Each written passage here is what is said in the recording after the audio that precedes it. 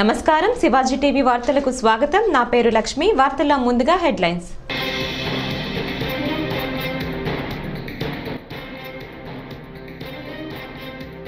CM Jagan సంపూర్ణ మద్యపాన నిషేధం అని చెప్పి మద్యాన్ని ఒక మాఫియాగా చేశారు ఆరోపించిన పీసీసీ చీఫ్ వైఎస్ షర్మిలారెడ్డి.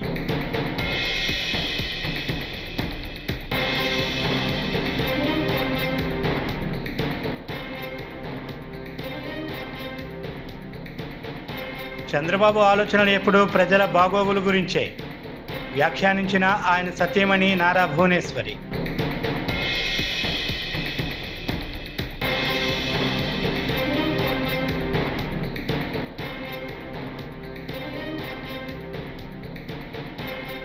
శ్రీకాళహస్తీశ్వర పుణ్యక్షేత్రంలో తై అమావాస్య సందర్భంగా వేడుకలు, అధిక సంఖ్యలో పాల్గొన్న భక్తులు.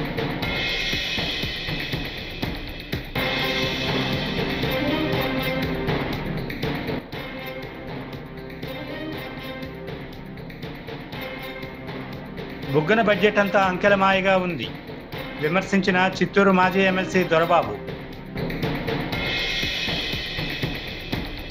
వార్తల్లో ముందుగా రాష్ట్ర ముఖ్యమంత్రి వైఎస్ జగన్మోహన్ రెడ్డి సంపూర్ణ మద్యపాన నిషేధం అని చెప్పి ఎన్నికల్లో గెలిచిన తర్వాత మద్యాన్ని ఒక మాఫియాగా చేశారని పీసీసీ చీఫ్ వైఎస్ షర్మిలారెడ్డి అన్నారు. చాగుళ్లలో శుక్రవారం జరిగిన రచ్చబండ కార్యక్రమంలో ఆమె పలు వ్యాఖ్యలు చేశారు. పూర్తి మద్యపాన నిషేధం చేసి ఆ తర్వాత ఓట్లు అడుగుతామని చెప్పి మాట ఇచ్చి మడమ తప్పారని చెప్పారు. పూర్తి మద్యపాన నిషేధం చేస్తానన్నాడు జగనన్న గారు, గుర్తుందమ్మా? మద్యం అనేది లేకుండా చేసి ఆ తర్వాతే మీ ఓట్లను అడుగుతాను అన్నాడు జగనన్న గారు. మరేమైంది? మాట తప్పము మడమ తిప్పము అని పెద్ద పెద్ద మాటలు చెప్తారే. రాజశేఖర రెడ్డి గారి వారసులం అంటారే. మరి ఆయనలాగా మాట తప్పకపోవడం అంటే ఇదేనా? 5 సంవత్సరాలు మద్యపాన నిషేధం కాదు కదా, మద్యాన్నే ఒక మాఫియాగా చేశారు. కల్తీ మందు తాగేసి అక్కకి భర్తకి దెబ్బలాట్లయితున్నాయంట. పిల్లలు కూడా అలవాటైపోతుంది. ఇది ఎక్కడ దౌర్భాగ్యం? ఒక్క మాట అంటే ఒక్క మాట కూడా నిలబెట్టుకోకపోతే రాజశేఖర రెడ్డి గారి వారసులు ఎలా అవుతారు? పూర్తి మద్యపాన నిషేధం చేస్తానన్నాడు జగనన్న గారు, గుర్తుందమ్మా? మద్యం అనేది లేకుండా చేసి ఆ తర్వాతే మీ ఓట్లను అడుగుతాను అన్నాడు జగనన్న గారు. మరేమైంది? మాట తప్పము మడమ తిప్పము అని పెద్ద పెద్ద మాటలు చెప్తారే. రాజశేఖర రెడ్డి గారి వారసులం అంటారే. తేదేపా అధినేత చంద్రబాబు ఆలోచనలు ఎప్పుడూ ప్రజల బాగోగుల గురించేనని ఆయన సతీమణి నారా భువనేశ్వరి అన్నారు. నిజం గెలవాలి యాత్రలో భాగంగా ఎన్టీఆర్ జిల్లా నందిగామ నియోజకవర్గంలోని చదరళ్లపాడు మండలం కోనయానంపాలెంలో ఆమె పర్యటించారు. చంద్రబాబు అరెస్టుతో మనస్తాపానికి గురై గుండెపోటుతో మృతి చెందిన వనపర్తి మల్లికార్జున కుటుంబ సభ్యులను ఇచ్చారు. మల్లికార్జున కుటుంబానికి 3 లక్షల రూపాయల ఆర్థిక సహాయాన్ని అందజేశారు.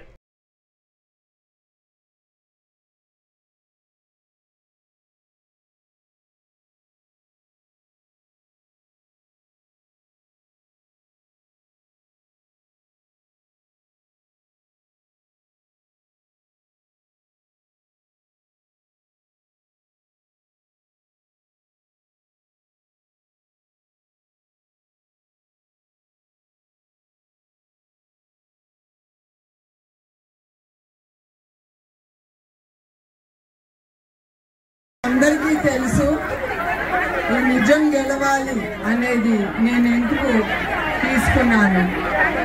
చంద్రబాబు నాయుడు గారిని తప్పు కేసులు పెట్టి ఆయన్ని 53 రోజులు జైల్లో పెట్టారు. కానీ ఆయన జైల్లో ఉన్నా కూడా మీ అందరి గురించే ఆయనకి ఆలోచన, ఆయన బిడ్డల గురించి, తెలుగుదేశం బిడ్డల గురించి ఆయనకు ఆలోచన. చాలా మంది ఆవేదనతో బాధతో మృతి చెందారు. అప్పుడు నన్ను పిలిచి ఆయన నాకు చెప్పారు, ప్రతి ఒక్కరికి నువ్వు వెళ్ళి దక్షిణ కైలాసంగా పేరు పొందిన ప్రముఖ పుణ్యక్షేత్రం శ్రీకాళహస్తీశ్వర ఆలయంలో తయ్య అమావాస్య సందర్భంగా ఆలయంలో అలంకార మండపం వద్ద సోమస్కందమూర్తి అమ్మవారి ఉత్సవమూర్తులను సుందరంగా వివిధ రకాల పుష్పాలతో ఆభరణాలతో చక్కగా అలంకరించి ఆలయం నుంచి బయలుదేరి భరద్వాజలో భావిస్వామి అమ్మవారి చేరుకొని అభిషేకం నిర్వహించి విశేష పూజా కార్యక్రమాలు నిర్వహించారు. ఈ కార్యక్రమంలో దేవస్థాన పాలక మండలి చైర్మన్ అంజూరు శ్రీనివాసులు మరియు భక్తులు పాల్గొన్నారు.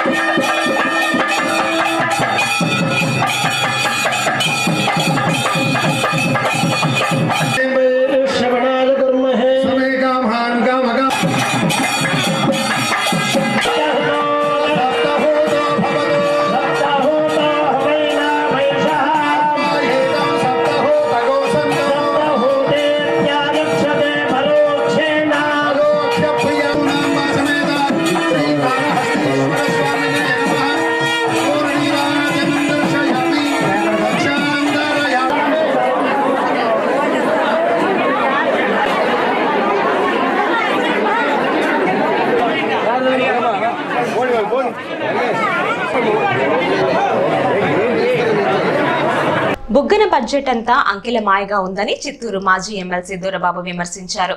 చిత్తూరులోని జిల్లా టీడీపీ కార్యాలయంలో గురువారం ఆయన విలేకరులతో మాట్లాడారు. బడ్జెట్లో అంచనాలు కొండంత ఖర్చులు పిసరంత ఉన్నాయని చెప్పారు. పన్నులు బదులు తప్ప కొత్త అంశాలు లేవన్నారు. వైసీపీ ప్రభుత్వంలో ఏపీ అప్పులు రెట్టింపోయాయని అన్నారు. సీఎం జగన్ రాష్ట్రాన్ని అప్పుల ఆంధ్రప్రదేశ్గా మార్చేశారని పేర్కొన్నారు. 16 లక్షల మందికి ఇవ్వగా జగన్ 9 లక్షల మందికి కుదించి ఇచ్చింది 7 లక్షల మందికే ఇచ్చాడు. బడ్జెట్ ఖర్చు 1300 కోట్లు చేస్తే 1000 కోట్ల అవినీతి జరిగిపోయింది. ఇంకా విద్యా నిధులు లేకుండా చేసినాం ఆంధ్రప్రదేశ్ లో. అదేవిధంగా నాడు నేడు పెద్ద రంగులు కొట్టి 7,000 కోట్లు నువ్వు బిల్లులు ఇచ్చావు. 3,000 కోట్లు దాంట్లో మోసం జరిగి అవినీతి జరిగిపోయింది. 3,000 కోట్లు పట్టభద్రులకు 26%తో అగ్రస్థానంలో ఉంది. ఏది వీడియాలిటీ ల్యాబొరేటరీ ఫోర్స్ లో ఈ రోజు అది లేకుండా చేశాం. విదేశీ విద్యకు చంద్రబాబు నాయుడు గారు 5,000 మందికి విద్యార్థులు పంపగా జగన్ 350 మందికి పంపించాడు. పంపించిన వాళ్ళకు కూడా ఫస్ట్ ఇయర్ సెకండ్ ఇయర్ పోతే థర్డ్ ఇయర్ చేశాడు. మరి ఈ విధంగా విద్య పైన ఈ విధంగా చేసింది చాలా. మరి విద్యార్థులు ఇంత అవసరంగా పడుతూ ఉండేది. అదేవిధంగా ఈ రోజు రైతులు చూస్తాం. రైతుల సమస్య చెప్పి నేను ముగిస్తాను. ఈ రోజు రైతులు దేశంలో ఎక్కువ అప్పులున్న రైతు కుటుంబాలు ఏపీ నెంబర్ 1 స్థానానికి వచ్చేసింది. 2,45,554 రూపాయలు ఒక సగటు రైతు పైన అప్పు తేలింది. అదేవిధంగా దేశంలో కౌలు రైతుల ఆత్మహత్యల్లో 2వ స్థానం, రైతుల ఆత్మహత్యల్లో 3వ స్థానం. ఏదెత్తుకున్నా దేశంలోనే ఈ రోజు రైతుల ఆత్మహత్యల్లో కౌలు రైతుల ఆత్మహత్యల్లో 2-3 స్థానాలు సంచరించుకుంది ఈ పుణ్యాత్ముడు జగన్ రెడ్డి పాలనలో. మరి ఈ రోజు సంపన్న ఆంధ్రగా చేస్తారట. ఎట్ట సంపన్న ఆంధ్రగా చేస్తాడో అది దేవుడికే ఎరుక. ఈ విధంగా మరి రైతులను మోసం చేశాడు, విద్యార్థులు మోసం చేశాడు, అందరినీ ప్రతి ఒక్క వర్గాన్ని ఈయన మోసం చేసి ఈ రోజు సంపన్న ఆంధ్ర చేస్తారంట. సంపన్న ఆంధ్ర కాదు, ఇప్పుడు చేసి ఉండే అప్పులు ఆంధ్రానే 12. రాష్ట్ర ఆర్థిక శాఖ మంత్రి బుగ్గన ప్రకటించిన బడ్జెట్ లో అంచనాలు కొండంత ఖర్చులు పిసిరంత అని మాజీ ఎమ్మెల్యే సుగుణమ్మ విమర్శించారు. తిరుపతి ప్రెస్ క్లబ్ లో గురువారం ఆమె మాట్లాడారు. బుగ్గన బడ్జెట్ అంతా అంకెల గారడీగా ఎన్నికల బడ్జెట్ గా ఉందని విమర్శించారు. 13,000 కోట్ల రెవెన్యూ లోటును 44,000 కోట్లకు, 35,000 కోట్ల ద్రవ్య లోటును 60,000 కోట్లకు పెంచిన ఘనత వైఎస్ఆర్సీపీ ప్రభుత్వానికి దక్కుతోందని వివరించారు. వారి యొక్క మరి సలహాదారులకి అదేవిధంగా అనవసరంగా మరి వారి యొక్క కలర్స్ పెయింట్లు వేయడానికి ఇట్లావన్నీ ఒక అనాలోచిత పనులకి ఉపయోగించి ఈ రోజున బడ్జెట్లో అప్పుల బడ్జెట్గా కూడా ఈ బడ్జెట్ను రూపొందించడం జరిగింది. అదేవిధంగా ఈ రోజున కార్పొరేషన్ హామీలు దాదాపు 1,10,603 కోట్ల రూపాయలు కార్పొరేషన్ హామీలు ఈరోజు మిగిలిపోయాయి. అదేవిధంగా మరి డిస్కమ్ బకాయిలు ఇప్పటికి దాదాపు 6 పర్యాయాలు కరెంటు ఛార్జీ పెంచడం జరిగింది. అయినప్పటికీ ఇంకా కూడా బకాయిలు ఉన్నాయి, డిస్కమ్ బకాయిలు ఉన్నాయి. అవి దాదాపు 27.284 కోట్లు ఉన్నాయి. ఈ బకాయిలు చెల్లించడానికి మరి అదంతా కూడా ప్రజల మీదే ఈ సర్చార్జ్ అని లేదు ట్రూ ఆఫ్ ఛార్జ్ అని ఏదో ఒక విధంగా ఇప్పటికీ 6 times పెంచినటువంటి ఘనత ఈ ఆంధ్రప్రదేశ్ రాష్ట్రానికే ఉంది.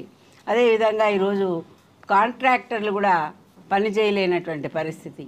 వాళ్ళకి కాంట్రాక్టర్లకి పనులు చేస్తే బిల్లులు సకాలంలో చెల్లించక వాళ్ళని నరక యాతనకు గురి చేస్తూ ఈ ప్రభుత్వంలో మేము మరి కాంట్రాక్టులు చేయము అని దండం పెట్టేసిన కాంట్రాక్టర్లు చాలామంది ఉన్నారు.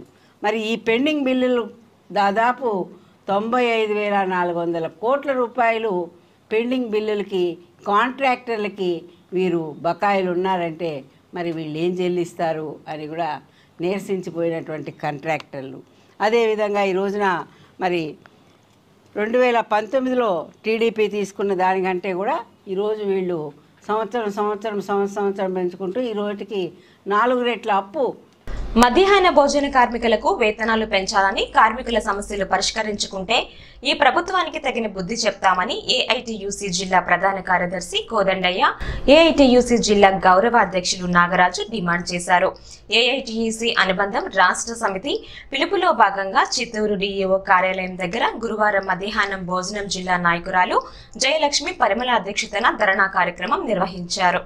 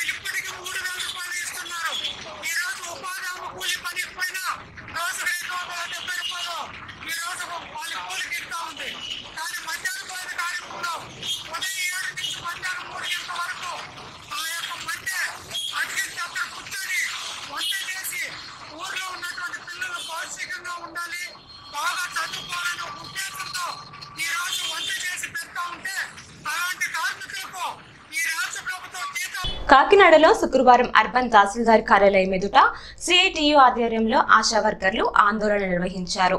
ఈ సందర్భంగా సిఐటియు రెడ్డి సత్యవతి మాట్లాడారు. ఆశా వర్కర్లు న్యాయమైన డిమాండ్లను పరిష్కరించాలని శాంతియుతంగా ఆందోళనలు ధర్నాలు చేస్తుంటే ఈ రాష్ట్ర ప్రభుత్వం పోలీసులతో వేధింపులకు గురిచేసి అక్రమ అరెస్టులు చేయిస్తుందని ఆరోపించారు. కాకినాడ ఆశా వర్కర్లు అందరూ కూడా 8వ తారీఖుని ధర్నా అనేసి మేము ముందుగానే యూపీఎస్సీలోని అందరికీ కూడా డాక్టర్లకి వినతిపత్రం ఇవ్వడం జరిగింది. వినతిపత్రం ఇచ్చినా సరే మేము ధర్నా కోసం మేము ప్రయత్నం చేసి వెళ్తుంటే పోలీసులు ఎక్కడికక్కడ ఆఫ్ చేసి మమ్మల్ని వచ్చినట్లుగా అరెస్ట్ చేసి చిత్రహింసలు చేశారు. అరెస్ట్ చేయడమే కాకుండా చాలా హింసించేశారు. మా బ్యాగులు పోయేవి, సెల్ ఫోన్లు పోయేవి, డబ్బులు లేవు. ఇంకా ఎలా అంటే అలా లాగి పడేశారు. మేము ఏ విధంగా కూడా వాళ్ళు మమ్మల్ని ఎంతగాని ఇబ్బంది పెట్టారంటే ఇంత దారుణంగా ఎప్పుడూ ఇబ్బంది లేదు. ఇంత దారుణంగా అన్యాయంగా చేస్తారు. మేమేమైనా దొంగలమా? మేము లేకపోతే ఏమైనా హత్యలు చేసి వస్తున్నావా? దొంగతనం చేసి వస్తున్నావా? బ్యాంకు రాబడీలు చేసి వస్తున్నావా? మా హక్కులు మేము పోరాడుతున్నాం. అది తప్ప 10,000 జీతాలు సరిపోతావా? ఎవరికైనా 10,000 జీతాలు సరిపోతే చెప్పండి. 10,000 జీతాలు చాలట్లేదు. ఖర్చులు ఎలా ఉన్నాయి? అన్ని పెరిగిపోయాయి. నిత్యావసర వస్తువులు అన్ని పెరిగిపోయేవి. కరెంటు ఛార్జీలు పెరిగిపోయేవి. అన్ని పెరిగిపోయి 10,000 జీతంతో ఎలా పోషించగలం ఫ్యామిలీని? ఆశా వర్కర్లు అంటే మొత్తం అందరూ పేదవాళ్ళే, ఎవరు డబ్బున్నోళ్ళు కాదు. అందరూ మధ్య తరగతి వాళ్ళు కూడా కాదు, చాలా పేదలు. పేద తరగతి నుంచి వచ్చిన వాళ్ళు అందరూ కూడా ఆ వచ్చిన జీతాలు ఏం సరిపోతావు? పిల్లల్ని ఏం చదివించుకుంటాము? మేమేం తింటాము? అద్దెలేం కట్టుకుంటాం? మాకేమైనా సొంత ఇల్లులు ఉన్నావా? అలాగనేసి మేము ఆశా వర్కర్లమై ప్రభుత్వ ఉద్యోగాలు అని చెప్పి మాకు సంక్షేమ పథకాలు ఏమీ ఇవ్వట్లేదు. ఏమీ కూడా ఇవ్వట్లేదు. అవి ఇవ్వాలని డిమాండ్ చేస్తున్నాం. అలాగే ఎవరైతే ముసలి వాళ్ళు ఉన్నారో, పెద్ద వయసు వాళ్ళు ఉన్నారో, రిటైర్మెంట్ అయిపోయిన ఆశా వర్కర్లకి గవర్నమెంట్ పెన్షన్ ఇవ్వట్లేదు. అమ్మా నువ్వు ఆశా వర్కర్ గా రిటైర్ అయ్యావు, నువ్వు గవర్నమెంట్ జాబు, నీకు పెన్షన్ ఇవ్వను అని అంటున్నారు. ఆవిడ ఎలా బతుకుతుంది? మాకు ఏమైనా జీతాలు ఎక్కువ వచ్చేసే సగం జీతం పెన్షన్ ఏమైనా మాకు గవర్నమెంట్ ఇస్తుందా? రిటైర్మెంట్ అయ్యాక గవర్నమెంట్ ఏమైనా రిటైర్మెంట్ బెనిఫిట్స్ ఇస్తుందా? అమ్మా రిటైర్మెంట్ అయిపోయారు, మీకు ఇంత డబ్బు ఇచ్చాను కదా, పట్టుకొని వెళ్ళిపోనేసి. ప్రచార ఆర్భాటాలు తప్ప జగనన్న వైద్య శిబిరాలు సామాన్యులకు ఎక్కడా అక్కరకు రాలేదని టీడీపీ రాష్ట్ర కార్యనిర్వాహక కార్యదర్శి ఆదిరెడ్డి వాసు ఆరోపించారు. రాజమండ్రిలోని 36వ వార్డులో శుక్రవారం టీడీపీ ఆధ్వర్యంలో ఏర్పాటు చేసిన మెడికల్ క్యాంపుని వాసు ప్రారంభించారు. ఇప్పటికే వివిధ బాంబే గృహాల వద్ద 2 ఉచిత క్యాంపులు నిర్వహించామన్నారు. పేద వర్గాలకు మెరుగైన వైద్యం అందిస్తున్నట్లు తెలిపారు. స్థానిక 36వ వార్డు ఆదిమదెబ్బలో మెడికల్ క్యాంప్ పెట్టడం జరిగింది. 36, 38 2 వార్డుల్లో ఉన్న ప్రజానికం అంతా కూడా ఈ మెడికల్ క్యాంప్ని సద్వినియోగపరుచుకుంటా ఉన్నారు. మెడికల్ క్యాంప్ ఒక అంశం అయితే, ఈ వాంబేలు ఎక్కడైతే మెడికల్ క్యాంపులు నడుస్తూ ఉన్నాయో ఈ రోజుకి 3వ క్యాంప్ ఇది. ఇంకా 7 రోజులు రాజమండ్రిలో ఉన్న ప్రతి వాంబే ఏరియాలోని వాంబే హౌసింగ్స్ ఉన్న ఏరియాలో మెడికల్ క్యాంప్స్ పెడతాం. అసలు మధ్యతరగతి, దిగువ మధ్యతరగతి వాళ్ళు నివసిస్తున్న ప్రాంతాలు వాంబే. అక్కడ ప్రభుత్వం చాలా దృష్టి సారించాలి. ఒక ప్రాపర్ వాటర్ ఫెసిలిటీ కానీ, డ్రైనేజ్ సిస్టమ్ కానీ, అలాగే డ్రైనేజ్ వ్యవస్థ కానీ, అక్కడ సిస్టంతో పాటు క్లీనింగ్ ఇవన్నీ కూడా ఎలా నడుస్తుంది అన్నింటి మీద కూడా కాన్స్టెంట్గా పర్యవేక్షణ చేసుకుంటూ ఉండాలి. కానీ ఇక్కడికి మాకు వచ్చినప్పుడు అర్థమవుతా ఉంది ఏంటంటే, గత 4 సంవత్సరాలుగా చెప్తూనే ఉన్నాం, డ్రైనేజ్ సిస్టమ్ బాలా, దాని మీద పర్యవేక్షించే వాళ్ళు సరైన వాళ్ళు లేరు. ఎక్కడికక్కడ నీటి సమస్య ఉంది. ఇవన్నీ కూడా కాన్స్టెంట్గా చెప్తానే ఉన్నాం. 2 సంవత్సరాలకు ఒకసారి కమిషనర్ గారు దయదలిచినప్పుడు పనులు చేయిస్తూ ఉన్నాం. కానీ చాలా దారుణం.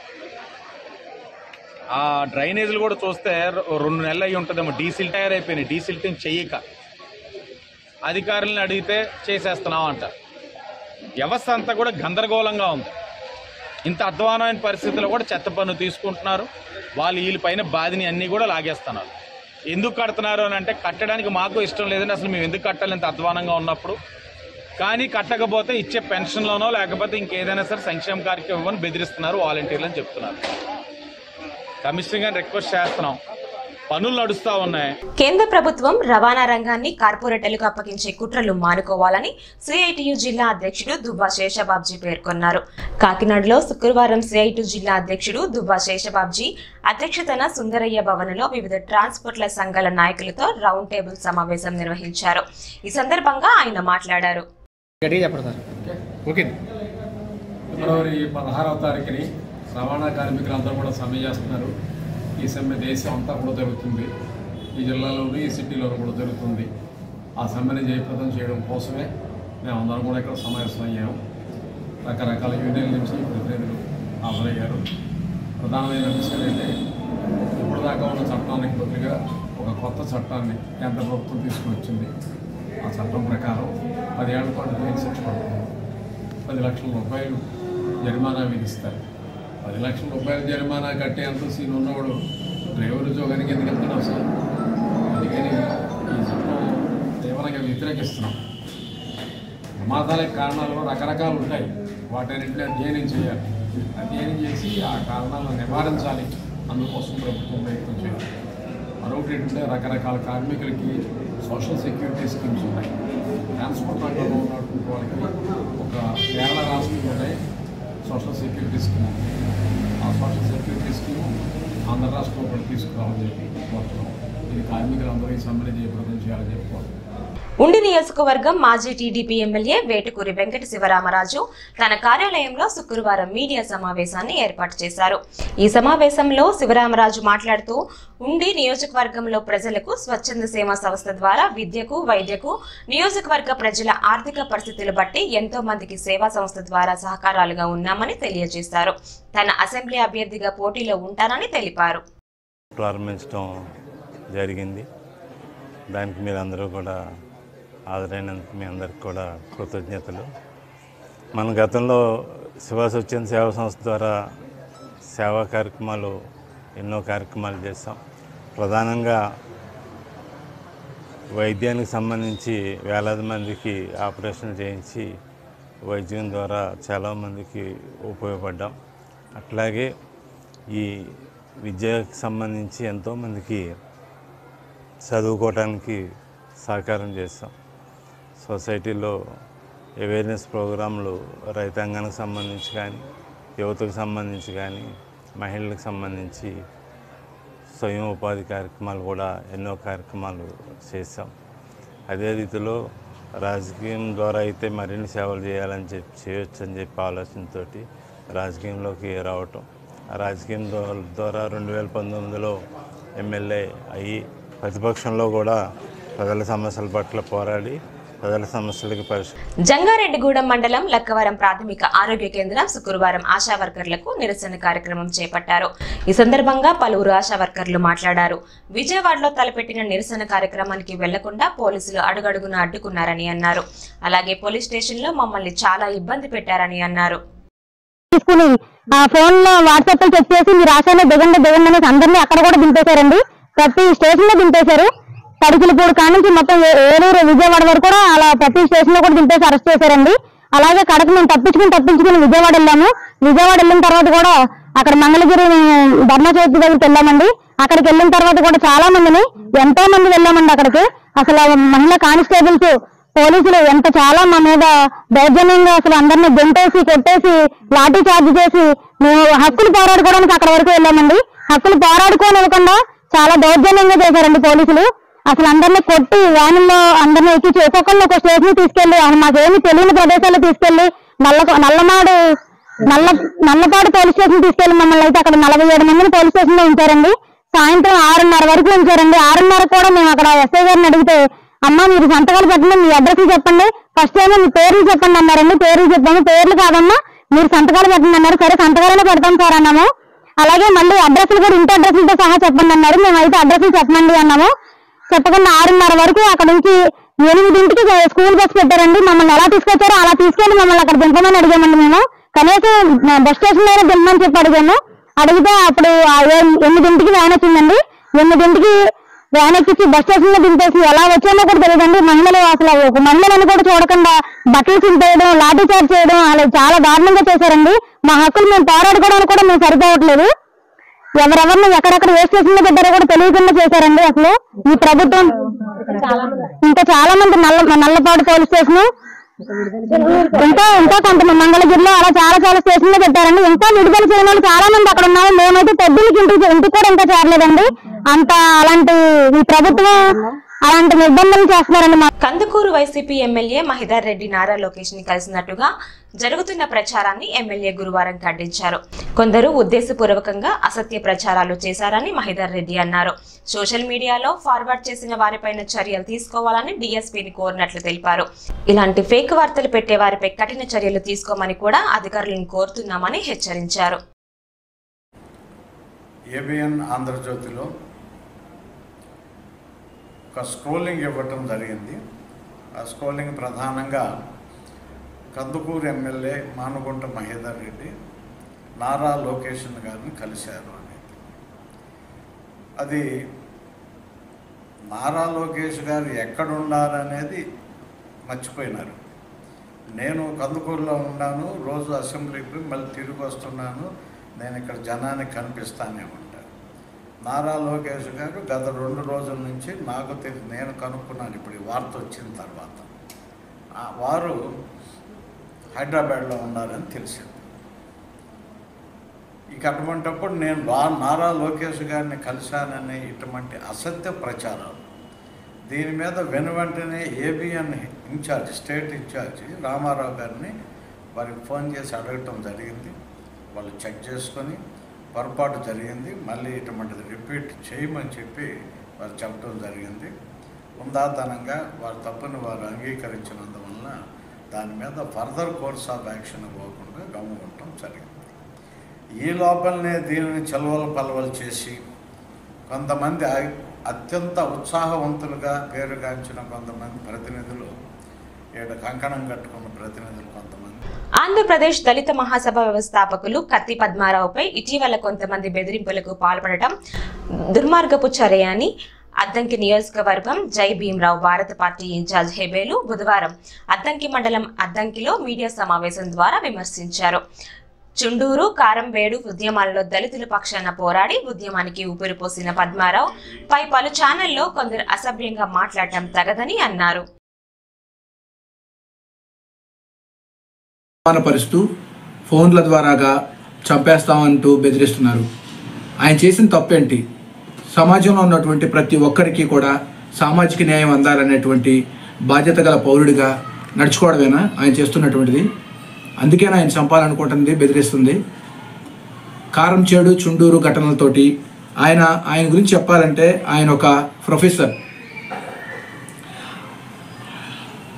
సంస్కృతంలో మంచి పండితుడు అయినటువంటి ఆయన ఈ కారంచేడు, చుండూరు ఘటనలకు చెలించిపోయి తనకున్నటువంటి ఆ యొక్క లెక్చరర్ ఉద్యోగాన్ని కూడా రాజీనామా చేసి ఉద్యమాల్లో పాల్గొని అందరికీ అండదండలుగా ముందుకు సాగుతున్నటువంటి జీవితంలో ఎన్నో ఒడిదుడుకులను, పోలీసుల లాఠీ దెబ్బలను తట్టుకొని నిలబడినటువంటి గొప్ప ధీరుడు. అలాంటి వ్యక్తి ఈరోజు వీల్ చైర్లో ఉండి కూడా అందరి కోసం పోరాడుతున్నాడు. ఆయన మీద ఈ విధమైనటువంటి దాడులు జరుగుతున్నా కూడా బయటకు వచ్చి ఆయన చెప్తున్నా కూడా ఎస్సీ ఎస్టీ అట్రాసిటీ కేసు నమోదు చేయాలని విన్నవించుకుంటున్నా కూడా ఈ ప్రభుత్వం ఏమాత్రం చెల్లించలేదు. ఆయనకి వెంటనే రక్షణ సహాయం అందించి ప్రొటెక్షన్ కల్పించాలని చెప్పేసి జై భీమరావు భారత పార్టీ తరపు నుంచి నేను ఈ ప్రభుత్వాన్ని. ఈ వార్తలు ఇంతటితో సమాప్తం. నమస్కారం.